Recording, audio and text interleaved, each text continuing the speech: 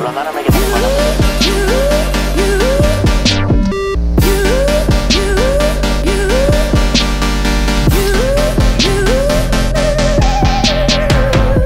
nous voici à notre camp de base, on est près de Saint-Michel-des-Saints, à peu près 250 km de Montréal, 35 km du premier village. Donc moi je suis, mon petit accent pourra le trahir, je suis français, j'ai fait mes études dans la mécanique moto.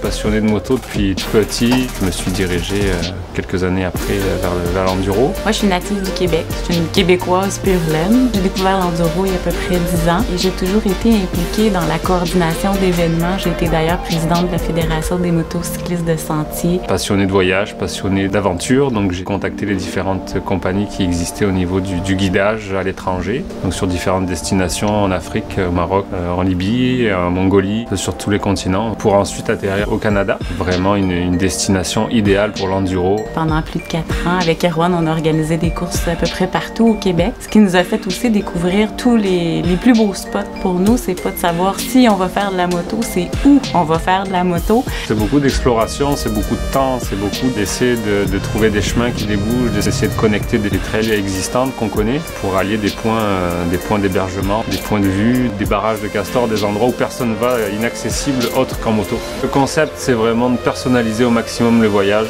et d'adapter le rythme de la randonnée suivant leur habileté sur la moto, tout en sachant que ça reste des séjours qui sont dédiés à des personnes qui font déjà de la moto enduro. Et je vais vraiment prendre en charge tout l'aspect de la logistique, c'est-à-dire que c'est moi qui va conduire le camion d'assistance parce que la sécurité des personnes qui viennent faire les randonnées, c'est très important pour nous. On utilise des balises spot, on a des téléphones satellites aussi, moi, pour que je puisse rester en contact avec Dominique. On va passer d'auberges 4 étoiles qui sont très confortables, très luxueuses avec beaucoup de facilité, jusqu'à des endroits très typiques, des pourvoiries, des hébergements en forêt, très agréables à visiter avec des gens très chaleureux, très accueillants.